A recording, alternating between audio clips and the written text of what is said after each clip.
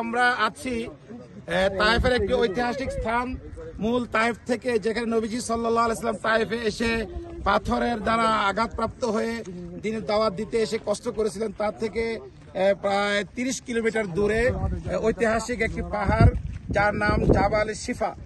এইখানে জাবাল শিফা এই জায়গায় এখানে বনি সাকিব গোত্রের লোকেরা বসবাস করত। তো বনি সাকিব গোত্রের লোকদের সাথে নবীজি সাল্লাল্লাহু আলাইহি ওয়াসাল্লামের হুনাইন যুদ্ধের পরে যে যুদ্ধ হয়েছিল, এখানে তায়েফের পাহাড় অবরুদ্ধ করে নবীজি সাল্লাল্লাহু আলাইহি ওয়াসাল্লাম যে তাদের সাথে যুদ্ধ করেছিলেন, পরবর্তীতে চুক্তি হয়েছে, তারা আত্মসমর্পণ করেছে এবং এখান থেকে 12 জন তাদের তায়েফের বনি সাকিব গোত্রের নাকিবরা গিয়ে ইসলাম গ্রহণ করে নবীজি সাল্লাল্লাহু আলাইহি ওয়াসাল্লামের কাছে আত্মসমর্পণ করেছেন। ওই সময় এখানে ওই ওয়াহশিও ছিল, যে ওয়াহশি পরবর্তীতে মুসলমান হয়েছেন, যিনি উহুদের যুদ্ধে হযরত হামজা রাদিয়াল্লাহু আনহু, সাইয়্যিদুশ শুহাদা হামজা রাদিয়াল্লাহু আনহুকে হত্যা করেছিল পিছন থেকে আঘাত করে। তো এখানে তিনি আত্মসমর্পণ করেছেন এবং ইসলাম গ্রহণ করেছেন নবীজির কাছে এই পাহাড় থেকে নেমে। এই যে আমরা দেখতে পাচ্ছি, এই যে পাহাড়, এখান থেকে একেবারে নিচের দিকে অনেক দূরে আমরা দেখতে পাচ্ছি। এই পাহাড়ের নিচে নবীজি সাল্লাল্লাহু আলাইহি ওয়াসাল্লাম মূলত অবরোধ করেছিলেন এই সাকিব গোত্রের নেতৃবর্গকে এবং তাদের বংশের যারা ছিল তখন।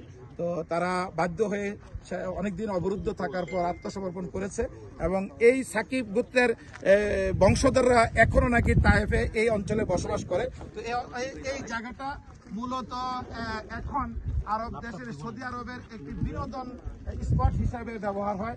এখানে অনেক কবিতা উৎসব হয় গ্রীষ্মকালে। এখানে তারা বিভিন্ন ফেস্টিভ্যালের আয়োজন করে।